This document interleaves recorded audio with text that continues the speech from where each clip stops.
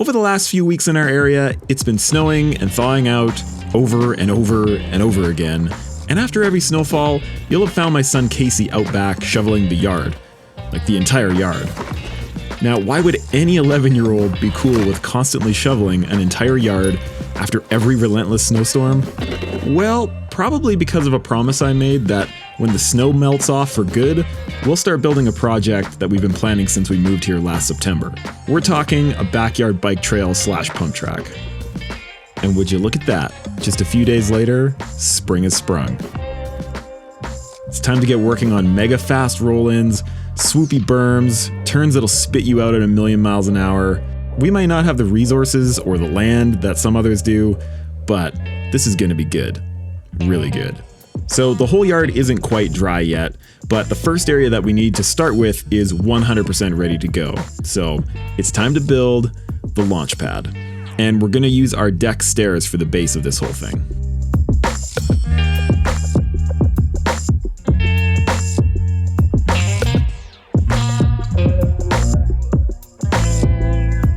So we need to build a ramp that works for different size bikes. Like this is obviously, an actual size mountain bike, not just a little dirt jumper. And that's gonna be tricky because it's a pretty tight angle right here. And I also wanna make it nice and smooth for the run out because I don't wanna lose any speed kind of like hitting the bottom. And I would love to make it so that we can get it out of the way easily somehow for when we're not actually using it. I'm not 100% sure on how we're gonna do this, but we'll see what happens.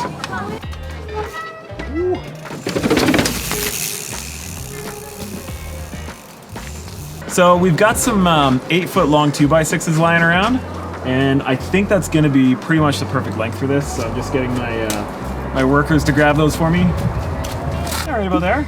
That's great. It should get us pretty close. Not quite. These together,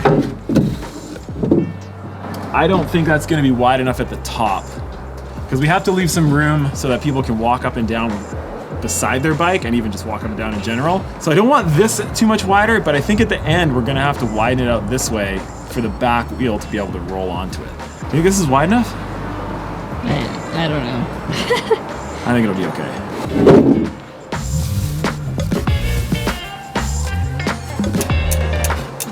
That back tire Maybe get there. I think that's gonna be too far. So we're gonna stick to like here. I mean, maybe a little bit more over. Let's go cut some stuff. And look, I bought a real saw. Well, not a hand saw anyways. Barely a real saw, I think.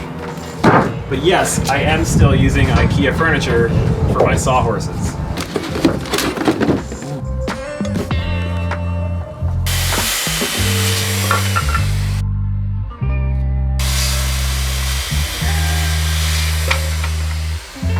Okay, so I am not a carpenter, and we're doing this in a very unscientific, uncarpenter-ish method, but that's fine, because it's still gonna work out okay. Screwing this first board, this support board, is gonna be the most important one, the first one that we put on there.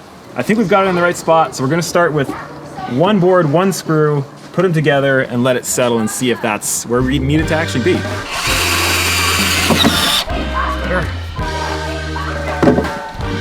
Okay. Don't show that. Don't show that. Okay.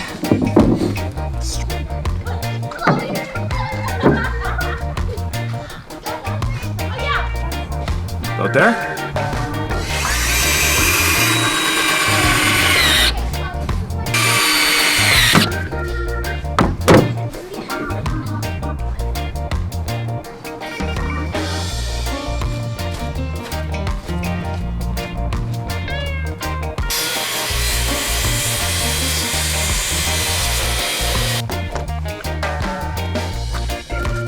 So? Yeah, that'll work. Sand it off a little bit. Okay, so we are almost all the way there. We got, well, I guess the trickiest part's yet to come, but the main part of it is done and ready to go. And the really cool part that I'm really excited about is we want to hinge this, and so that it's always here My initial designs for this were something that we could kind of clip onto the stairs and then take away and hang it, you know, underneath the deck or whatever. But if we have it on a hinge system, that way the boys could potentially set it up themselves, like the kids, and it's pretty much always there ready to use. We just flip it down and go. So what we're gonna do, on these 3 spots, we're gonna hinge it so that the whole thing flips up like that. One thing that we realized was if we do want it to flip up like this, well, at the same time, having a little bit of an extra section here to catch that back tire as it comes around, if we just kind of bolt that all on, screw it all on as we were originally thinking, but once we flip it up, we're gonna have the spike sticking up like this, which nobody wants. So what we're gonna do is, we're gonna add another hinge to the situation, and we're gonna try and cut a piece that will cover that extra extension for the back wheel, and we're gonna put a hinge on it so that we'll flip this closed and then flip the whole thing closed. Let's give it a try. But before we get into all of that, let's make the run out on this. This is a little bit harsh for a run out. I mean, it's not too bad for mountain bike wheels, but when the kids' bikes are on here, 24-inch wheels, this gets to be a little bit janky. Yeah, I think if we were to go all the way flush like this, one, my saw can't do that. I don't have anything that can actually make that cut. I mean, I guess I could do it on the handsaw, but then we're gonna raise it up about halfway there and just round that edge off. I'll be fine. We got big wheels. And it makes things a lot easier.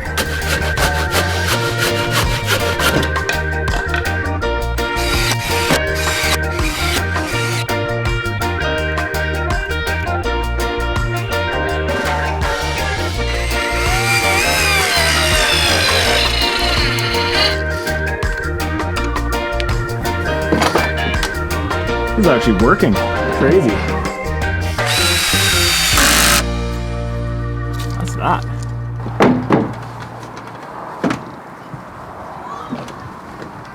Nice. It's not even that heavy. Like, easily one-handed. No send. Full send. No send. Full send. And that goes like that. Yeah. We got it. Okay, other than the fact that we definitely need a second hinge there, it's looking pretty good. Ah, look at that. Look how good that is. That is perfect. It's exactly what we wanted. There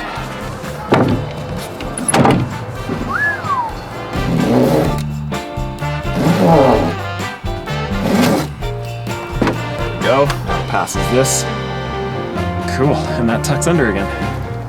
So one of the things that I thought was gonna work out okay was to use this latch system, just super easy latch system to actually keep it upright. And so we've been trying to figure out a good way to make it work, and it's not bad, but every now and again, it's been popping out and without really any notice. So that's not gonna work. But what we'll probably try and do is might try and find like a carabiner system or something like that we know will lock in place and not move at all, not crush anybody as they walk down the stairs. So, I mean, honestly, with this upper hinge system, one of the reasons that we put that on there is so that when this is down, we can flip that one part up, and then we still have a really nice clear walkway. So to be honest, we're not gonna be flipping this up that often. Just give it a... But when we do, for now, until we get a new system in place, I'm gonna throw a couple zip ties through these and make sure it's not gonna go anywhere. I decided to put some channels into the wood for a little extra grip.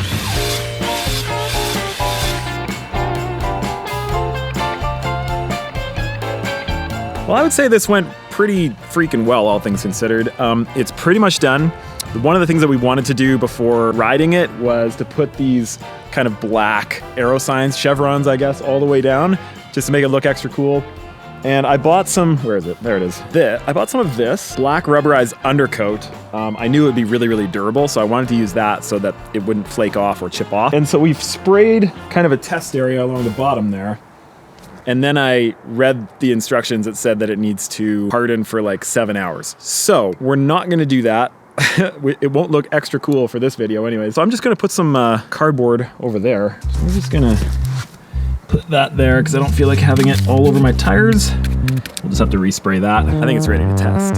All right, guinea pig time. I've got Beth's bike because it's the shortest bike that I can ride. So we're gonna try out that one.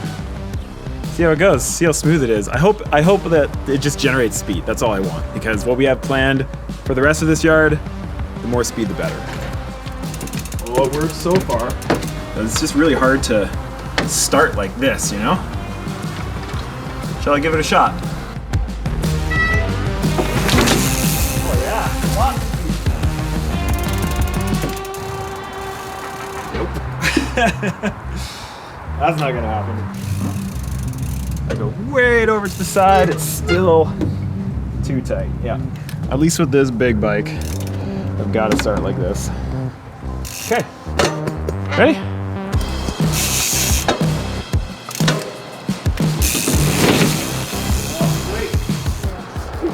This thing. It's ice. This thing is so steep. What do you think? I might try it. So yeah, the biggest thing is just make sure that front wheel stays straight, because as soon as you tip over, you can feel it. It wants to like pull to one side. You just gotta hold steady. Stand up and lean against this gate. And then you just shove off. Go. Yep. Do it. No, you don't have to do it. Definitely. Definitely don't have to. It's just, I need the balance. Yeah! And today we actually get to show you guys these incredible jumps that my dad built. And he's an actual carpenter, unlike me. And he built these jumps for the boys / me. And they're both adjustable. And so the cool thing is that these last two boards are independently adjustable from each other. So see these two sort of half circles? You can pop these little rivets off, or these like wing nuts, and adjust to make it like really lippy. Like this could be a lot lippier of a jump if you want to like practice backflips or something. I'm not saying I am, but if you wanted to, you could do that. Or, and this is the exact same jump, but it's just set up to be like the landing of a jump. So we were making doubles with these over in the front yard. And yeah, you can like totally adjust. You can adjust them however you want them to be. So we should probably use them, considering we have a run-in. Even that. That's I think we're gonna have plenty of speed for that. Let's give it a shot.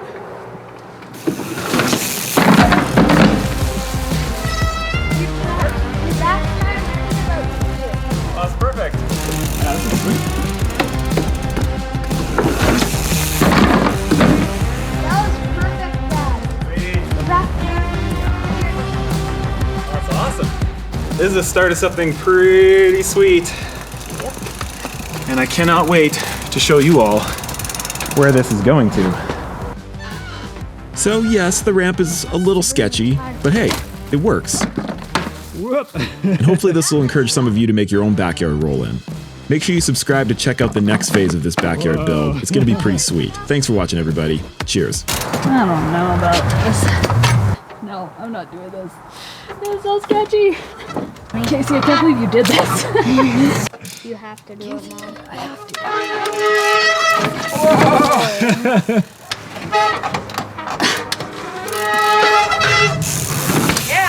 Nice.